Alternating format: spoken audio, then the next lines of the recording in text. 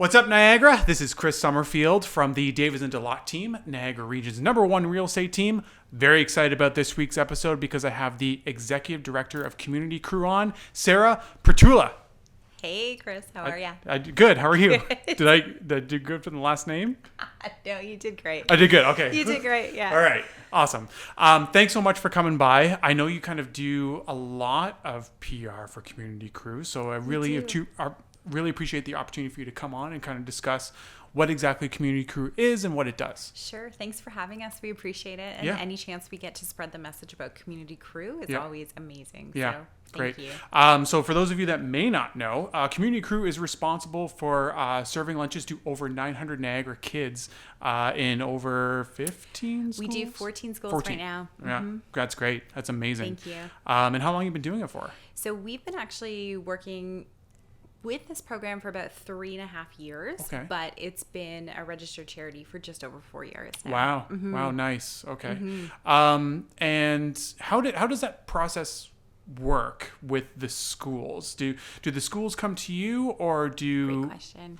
Yeah, so what happens is we originally started in one school, and it started through a life group at a church. They just started making muffins and sending them to a classroom for a teacher that needed a little bit of extra snacks. Yeah. And then it spiraled into, let's make lunch for this class. Then it spiraled into, let's make lunch for every child in the school that needs it. Yeah. And so the first couple schools we approached to see if we could offer this program. And then once we found out there was such a need, teachers were coming to us saying, how can we get involved? Yeah. And so a lot of the times the teachers will come to us or the principals will come to us, and we will say, okay, this is great. We're entering into this community, and then we'll select the school from there. Yeah. The schools that we pick are based on low income measures put out by the Ministry of Education. And so that basically tells us how much poverty is in a specific neighborhood. And then but we connect with the school in that neighborhood. So we look at the public school and we look at the Catholic school and say, hey, this one definitely needs it the most. Yeah. And then we'll go in. So you mentioned low-income measures. So what are the numbers in Niagara? Because to be honest, before I started researching what Community Crew did, I never thought that this was happening in Niagara. But what are the numbers on this? It's a great question. So low-income measure just means a family of 4 who brings in less than, I believe it's $36,000 a year. We'll just round it to even $40,000 per year. And so that means a lot of these families have a choice between, do they pay rent, do they pay their bills, or do they put food on their table and send their kids to school with food? Because sometimes it's a choice, right? Like you have to, if they're not bringing in a lot of income, especially in areas where there's a lot of tourism, they might not have full-time jobs all the time. So there's a variety of reasons, but the low income measure is basically a family of 4 that can only bring in a certain amount of income per year. And so the average across Ontario is about 17%, means you can go into any school and on average 17% of the kids in that population will be at the low income measure or under. Oh, okay. So we start looking at all the schools in the Niagara region, like in the district school board, the Niagara Catholic School Board, those are the ones we're working in now, and saying which ones are 17% and over. And a lot of the schools we work in are 52% low income measure, 48%. So that means almost 50% or just over 50% of the kids in that school come from low income families. And it doesn't mean that they're necessarily struggling all the time, but it could mean that they need a little bit of extra support for a few months, or it could mean like an extra lunch just saves mom and dad from having to prepare that. Yeah. Okay. And we've heard stories from kids who, they have multiple siblings, and one little boy, I'll share the story with you. He came up to us and said, I love Tuesdays. And we said, how come? And he's like, because on Tuesday, I don't have to make lunches for my 4 brothers and sisters. I get to actually come and you guys make a lunch for me. Yeah. And we were like, wow, like just so, and this kid was in grade 4. Wow. Like, I don't know about you, but I wasn't making my own lunch in grade 4. Yeah. So it's pretty... That's incredible. It's shocking. Yeah. How many volunteers do you have working for Community Crew right now? On average, well, it's a little bit different now with COVID, but on average, we used to have about 60 to 100 volunteers, depending on the event. Yeah. So they could volunteer in any type of capacity. So volunteer at an event, they could volunteer as a guest speaker on behalf of Community Crew, prepping the lunches, delivering the lunches, hosting their own events. Yeah. So there's a variety. Yeah. What do you mean by hosting your own event?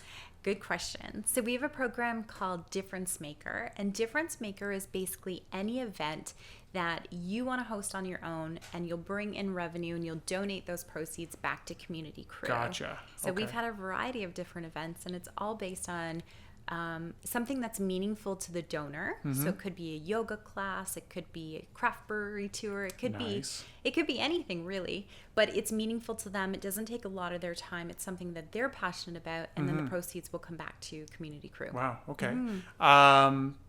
Any particular examples that stick out that has been really fruitful for you guys in the last year? Or? Yeah, so we've had great examples. We have one couple that hosts a beautiful Christmas party every year. Oh, wow. And instead of bottles of wine, which most people bring when they go visiting at Christmas or like a hostess gift, they ask for donations to Community Crew. And every year it gets a little bit bigger, a little bit bigger, a little bit bigger.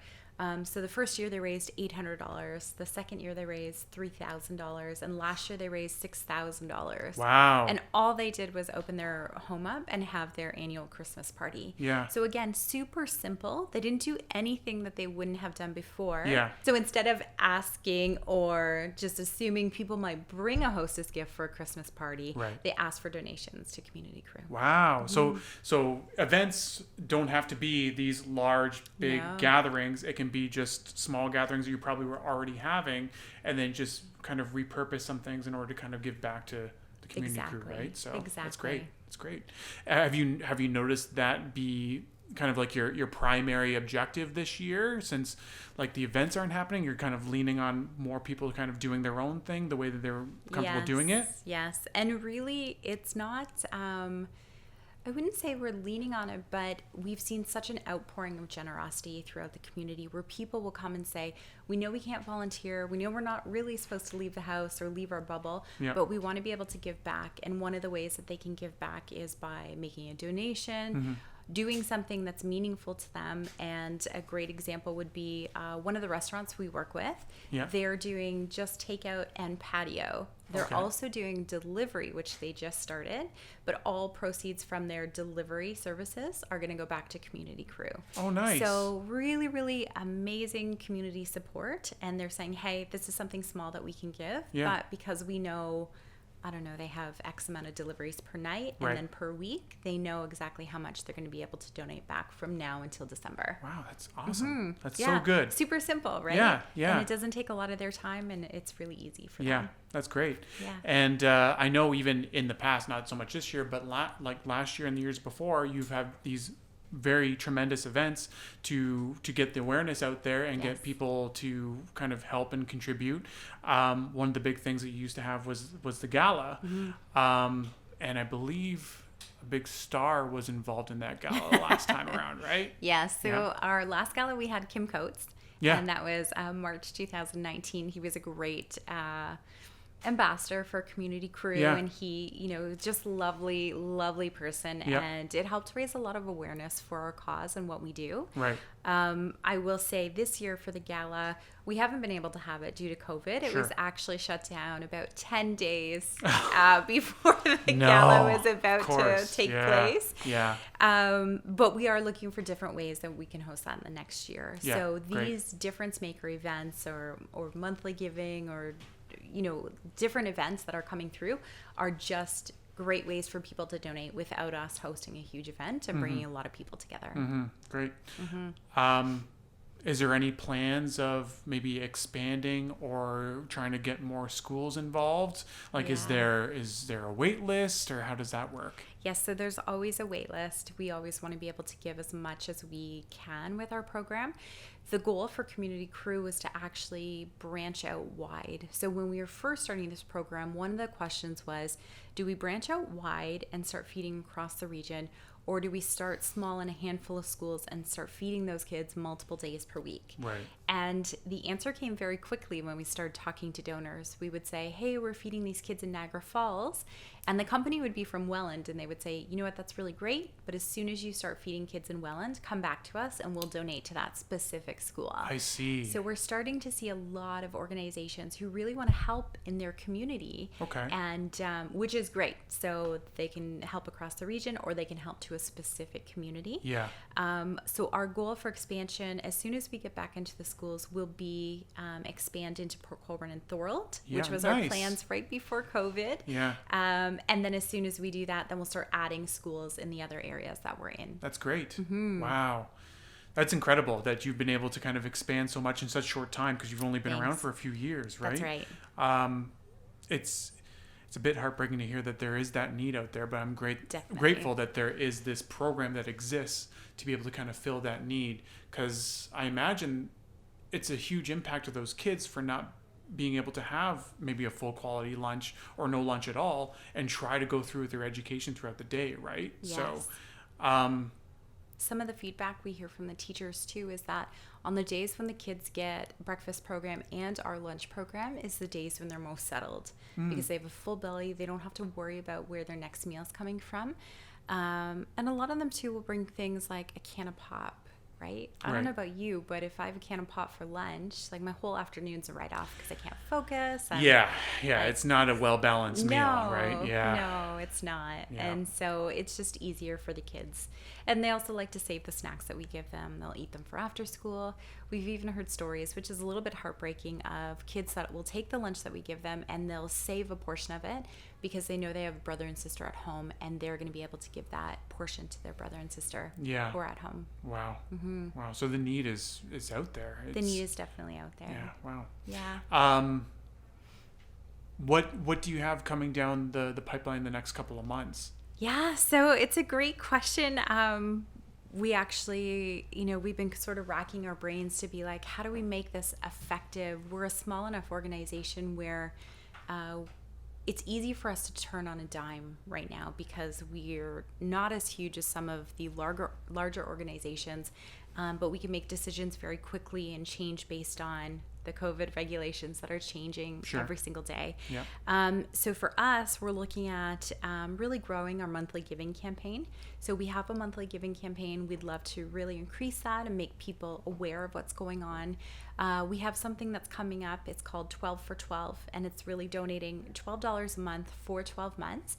And that gives you one lunch per week per child. And then you get a little write-up at the end of the month that just says, hey, you've been supporting kids in this school, in this area, and congratulations, you've been able to, just provide a little bit of support. But everyone is really familiar with the subscription model, and it's so easy. It's such a tangible way to give back. Like $12 a month, you spend that in two Starbucks coffees. That's right? true. Yeah. So it's a super, super easy way. That's to great. Do that. That's a great little pivot, right? So and it kind of goes with what you would need for support from the community, as well as kind of appealing to what's going on out there right now, right? So that's good.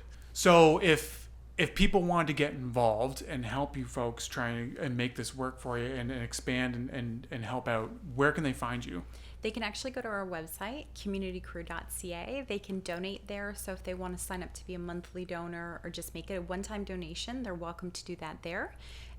There's information about our Difference Maker program. So if they want to host an event that's meaningful to them and the proceeds would go back to Community Crew, the information is there. Nice. And then if they want to volunteer, they can sign up right online too. Yeah. So we have, we're across quite a few platforms. So we're on Facebook, we're on Insta, we're on Twitter, we're on LinkedIn, and we also have our own YouTube channel, which has testimonial videos from our principals and from some of our donors of why it's meaningful and what this program really does throughout Niagara and for the kids. That's great. Wow. Yeah, I mean, even those videos especially would be worth checking out, so you can kind of hear straight from the source exactly how huge of an impact this makes, right? So it sure does. Great. Man, Sarah, thanks so much for taking the time to come and let us know about Community Crew.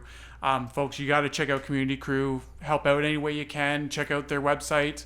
A great organization that's doing great things. So, Sarah, thanks so much. Thanks, Chris. Yeah. Take care, folks. Hey, folks, thanks so much for tuning in for this week's episode of What's Up Niagara. And if you want to stay tuned to what's going on in Niagara, be sure to like and subscribe us on YouTube as well as Spotify.